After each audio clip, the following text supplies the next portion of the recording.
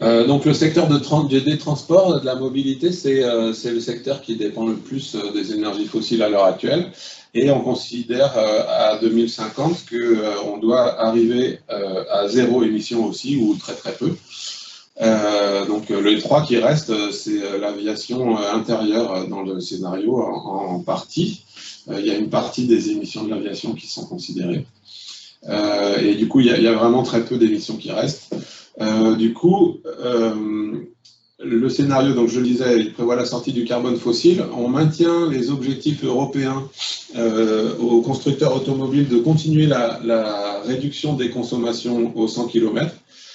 Du coup, ce qui provoque pas mal de débats, notamment dans l'industrie, parce qu'ils doivent à la fois anticiper le passage à l'électricité et continuer les efforts sur le moteur thermique. Donc les véhicules deviennent aussi très faiblement émetteurs en matière de pollution de l'air. Le scénario, il anticipe un report modal vers le train, les modes actifs, donc vélo, marche à pied, et une augmentation de l'occupation des véhicules. J'insiste un peu là-dessus parce qu'il y a beaucoup de plans climat qui prennent assez peu en compte le covoiturage. Et c'est un des principaux leviers de réduction des émissions. Il suffit d'être 2 par voiture pour diviser ces émissions par 2. Et donc le secteur de l'aviation, donc le scénario cite le développement du biokérosène, donc pour partie, donc en incorporation avec un kérosène plus classique. Du coup, là, typiquement, c'est un secteur pour lequel il y a eu des annonces directement liées à la crise sanitaire.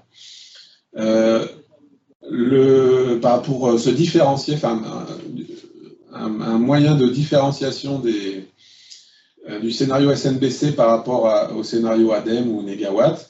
Donc, le scénario SNBC, il n'anticipe pas un développement massif du gaz pour le transport de passagers. Et il prévoit un transfert donc, du transport des passagers sur de l'électrique avec une augmentation de l'occupation des véhicules. Et il prévoit un recours au gaz plutôt pour le transport des marchandises. Il a été compliqué d'imaginer une flotte de camions qui roulaient à l'électricité.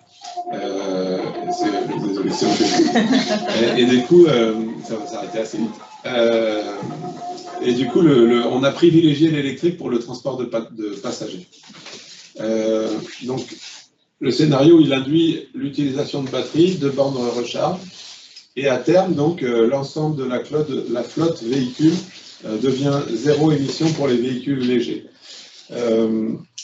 Le scénario SNBC, il anticipe en moyenne 1,9 personnes par véhicule. On est à 1,2 aujourd'hui, en 2050. Enfin, on est à 1,2 aujourd'hui et le scénario anticipe 1,9 personnes par véhicule en 2050.